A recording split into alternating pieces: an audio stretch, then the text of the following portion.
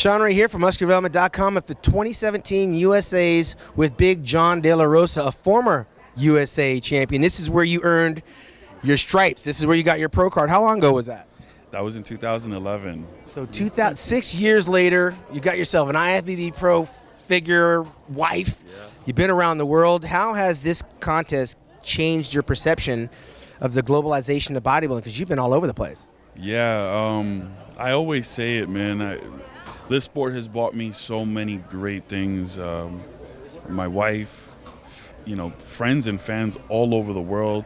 I've gotten to see parts of the world that I've never would have imagined that some Dominican kid from Washington Heights would get to see. But man, I'm grateful for everything that the sport has given me and has taught me as well. It's taught me dedication, discipline, all that kind of stuff. So it's been an amazing ride, man, for sure. Well, it's interesting because a lot of guys, I remember talking to Flex Wheeler like it was yesterday out in Santa Monica. He lost to Mike Matarazzo in 91.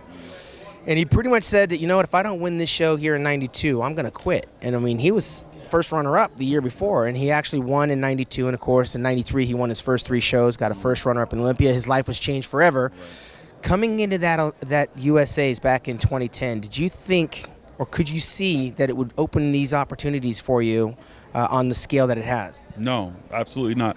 So, I've always believed in myself. I knew that I thought that I had a good chance of turning pro, but I never saw past that. I never was looking further down the road and I just wanted to be a pro at that point. I mean, I remember back in the day when me and Marco and Juan were competing at the Mets, and we just wanted to win the Mets in New York or the Atlantic States or the Easterns or the Connecticut Grand Prix. So it was just that, and I just take it step by step like that. But turning pro here was absolutely life-changing, and no, I don't think I would have ever figured I'd be doing the things I'm doing today. What countries have you seen since turning? Because prior to that show in 2010, had you been out of the country? No. So where have you been since the past 6 years in your life? Australia.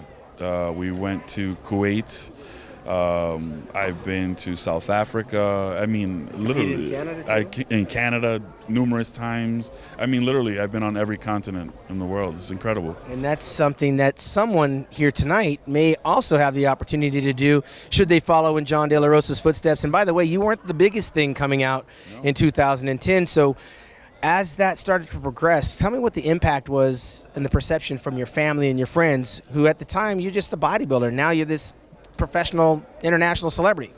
Yeah, well, I think we all kind of expected the same thing, just, turn pro, see what we can do, and, hope for the best and just continue to work hard. And now I think I've competed 22 or 23 times as a pro, and I've been top 5 16 or 17 times out of that.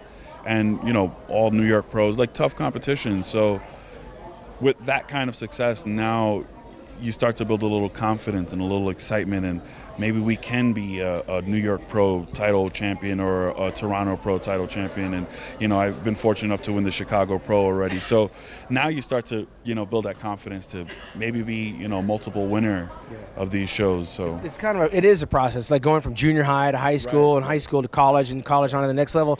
And I also wanted to make sure I kept one foot in front of the other the whole time. I didn't want to run before I walk, so to speak, And you've had some good mentorship. I mean, you come from a bodybuilding family, so that support group for you had to be a little bit more connected to your team as far as going forward. Yeah, I've been fortunate. My dad, obviously, most of you guys know, Pop DeLaRosa has been bodybuilding all his life, but another huge influence in my life was Victor Martinez, obviously.